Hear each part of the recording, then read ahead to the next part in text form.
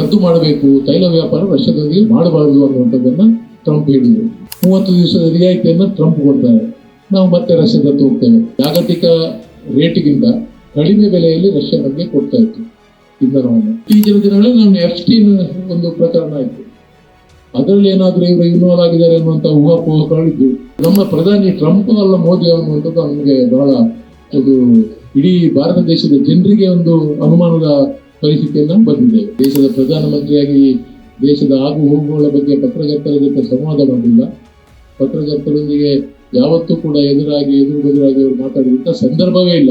Oil company, oil ಇದರ ರಿಫೈನರಿಯಲ್ಲಿ 27 ಲಕ್ಷ ಕೋಟಿ ರೂಪಾಯಿಯ ಪಾಲುದಾರಿಕೆಯ ವ್ಯವಹಾರ ಅಮೆರಿಕದಲ್ಲಿ ಅಂಬಾನಿಯವರಿಗೆ ಸಿಕ್ಕಿದೆ. ನಮ್ಮ ಪ್ರಧಾನಿ ಯಾವ ದೇಶಕ್ಕೆ ಹೋಗಿ ಬರ್ತಾರೆ ಅಲ್ಲಿ ಒಂದು ವ್ಯಾಪಾರ ಅದಾನಿಗೆ ಅಥವಾ ಅಂಬಾನಿಗಿದೆ. ಅದಾನಿ ಅಂಬಾನಿ ಜೊತೆ ಇವ್ರದ್ದು ಏನಾದರೂ ಪಾಲುದಾರಿಕೆ ಇದೆಯೋ ಅನ್ನುವಂಥ ಸಂಶಯ ದೇಶದಲ್ಲಿ ಬಲವಾಗಿ ಬರ್ತಾ ಇದೆ. ಭಾರತ ದೇಶ ಇವತ್ತು ಟ್ರಂಪ್ನ ಆದೇಶದ ಮೇರೆಗೆ, ಅವನ ಸೂಚನೆ ಮೇರೆಗೆ ಈ ಕೇಂದ್ರ ಸರ್ಕಾರ ಆಡಳಿತವನ್ನು ನಡೆಸ್ತಾ ಇದೆ.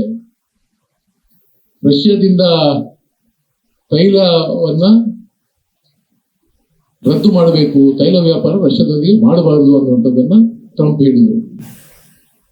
ಅದನ್ನು ಶಿರಸ ವಹಿಸ್ತಾರೆ ನಮ್ಮ ಪ್ರಧಾನಮಂತ್ರಿಯವರು. ಅವರ ಮಾತನ್ನು ಶಿರಸ ವಹಿಸಿ ಒಂದು ಉತ್ತರ ಇಲ್ಲ ಅವರಿಗೆ. ರಷ್ಯಾದಿಂದ ನಿಲ್ಲಿಸ್ತಾರೆ. ಇವತ್ತು ಮೊನ್ನೆ ಟ್ರಂಪ್ ಹೇಳ್ತಾರೆ 30 ದಿವಸದ ರಿಯಾಯಿತಿ ನಿಮಗೆ ಕೊಟ್ಟಿದ್ದೇನೆ, ರಷ್ಯಾದಿಂದ ತೆಗೆದುಕೊಳ್ಳಿ. 30 ದಿವಸದ ರಿಯಾಯಿತಿಯನ್ನು ಟ್ರಂಪ್ ಕೊಡ್ತಾರೆ. ನಾವು ಮತ್ತೆ ರಷ್ಯಾದತ್ತ ಹೋಗ್ತೇವೆ. ಬೆಲೆ ದುಪ್ಪಟ್ಟಾಗಿದೆ. ನಮಗೆ 12-13 ರೂಪಾಯಿ ಕಡಿಮೆಯಲ್ಲಿ ಬ್ಯಾರೆಲ್ಗೆ ಜಾಗತಿಕ ರೇಟ್ಗಿಂತ ಕಡಿಮೆ ಬೆಲೆಯಲ್ಲಿ ರಷ್ಯಾ ನಮಗೆ ಕೊಡ್ತಾ ಇತ್ತು ಇಂಧನವನ್ನು.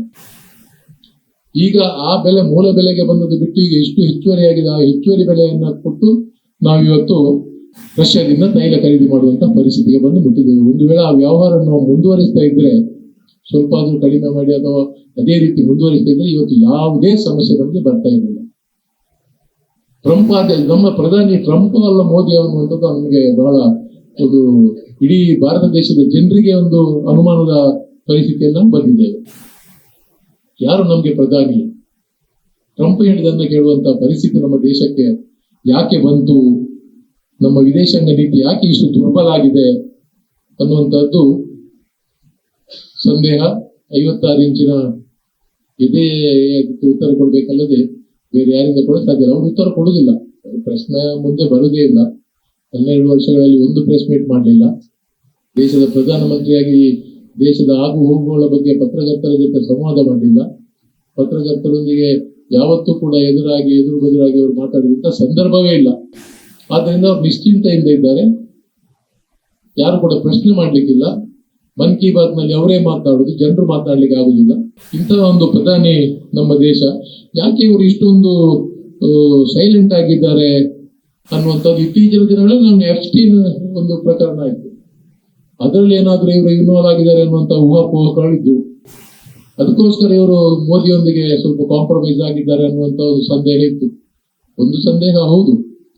ಆದರೆ ನಿನ್ನೆಯಿಂದ ನಮಗೆ ಮತ್ತೊಂದು ಸಂದೇಹ ಏನು ಅಂತ ಹೇಳಿದ್ರೆ, ನಮ್ಮ ಅದಾನಿ ಅಂಬಾನಿ ಅವರೆಲ್ಲ ಇವರ ಬಹಳ ಆಪ್ತರು. ಅಂಬಾನಿ ಅವರಿಗೆ ಅಮೆರಿಕದಲ್ಲಿ ಆಯಿಲ್ ಕಂಪನಿ, ಆಯಿಲ್ ಇದರ ರಿಫೈನರಿಯಲ್ಲಿ 27 ಲಕ್ಷ ಕೋಟಿ ರೂಪಾಯಿಯ ಪಾಲುದಾರಿಕೆಯ ವ್ಯವಹಾರ ಅಮೆರಿಕದಲ್ಲಿ ಅಂಬಾನಿಯವರಿಗೆ ಸಿಕ್ಕಿದೆ. 27 ಲಕ್ಷ ಕೋಟಿ ರೂಪಾಯಿಯ ವ್ಯವಹಾರ ಆಯಿಲ್ ರಿಫೈನರಿ ಅಮೆರಿಕದಲ್ಲಿ ಅಂಬಾನಿಗೆ ಆಗ್ತಾ ಇದೆ. ನಮ್ಮ ಪ್ರಧಾನಿ ಯಾವ ದೇಶಕ್ಕೆ ಹೋಗಿ ಬರ್ತಾರೆ ಅಲ್ಲಿ ಒಂದು ವ್ಯಾಪಾರ ಅದಾನಿಗೆ ಅಥವಾ ಅಂಬಾನಿಗೆ ಇದೆ. ಅಲ್ಲಿ ಕೋಲ್ ಕಂಪನಿಯೊಂದೊಟ್ಟಿಗೆ ವ್ಯವಹಾರ, ಅಥವಾ ಅಂಬಾನಿಗೆ ಅದಾನಿಗೆ. ದುಬೈಗೆ ಹೋದ್ರೆ ಅಲ್ಲಿ ಒಂದು ಆಯಿಲ್ ಕಂಪನಿ ಜೊತೆ ವ್ಯವಹಾರ ಅದಾನಿ ಅಂಬಾನಿಗೆ. ಇನ್ನೊಂದು ಕಡೆ ಹೋದ್ರೆ ಯಾವ ದೇಶಕ್ಕೆ ಹೋದ್ರೆ ಅಲ್ಲಿ ಒಂದು, ಸೌತ್ ಆಫ್ರಿಕಾಗೆ ಹೋದ್ರು ಅಲ್ಲಿ ಒಂದು ವ್ಯವಹಾರ. ಪ್ರಧಾನಮಂತ್ರಿ ಯಾಕೆ ಇಷ್ಟೊಂದು ದೇಶಕ್ಕೆ ಸಿಗ್ತಾರೆ ಅಂತ ಹೇಳಿದ್ರೆ, ಅದಾನಿ ಮತ್ತು ಅಂಬಾನಿಗೆ ವ್ಯಾಪಾರಕ್ಕೋಸ್ಕರ, ಅವರ ವ್ಯಾಪಾರ ವೃದ್ಧಿ ಮಾಡೋದಕ್ಕೋಸ್ಕರ ಇವರ ಪಾಲುದಾರಿಕೆ ಇದೆಯೋ ಅನ್ನುವಂಥ ಒಂದು ಸಂಶಯದ ಹುಟ್ಟುವ ರೀತಿಯಲ್ಲಿ ಅವರು ಕೆಲಸವನ್ನು ಮಾಡ್ತಾ ಇದ್ದಾರೆ. ಅದಾನಿ ಅಂಬಾನಿ ಜೊತೆ ಇವ್ರದ್ದು ಏನಾದರೂ ಪಾಲುದಾರಿಕೆ ಇದೆಯೋ ಅನ್ನುವಂಥ ಸಂಶಯ ದೇಶದಲ್ಲಿ ಬಲವಾಗಿ ಬರ್ತಾ ಇದೆ.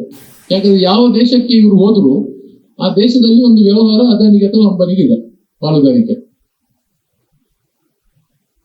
ಇಂಥ ಒಂದು ಪರಿಸ್ಥಿತಿಯಲ್ಲಿ ನಮ್ಮ ದೇಶದ ಪ್ರಧಾನಮಂತ್ರಿ ಇದ್ರೆ ಟ್ರಂಪ್ ಎದುರು ಸೈಲೆಂಟ್ ಆಗಿರದೆ ಮತ್ತೇನು ಮಾಡ್ಲಿಕ್ಕೆ ಸಾಧ್ಯ ಇದೆ ಅವರಿಗೆ?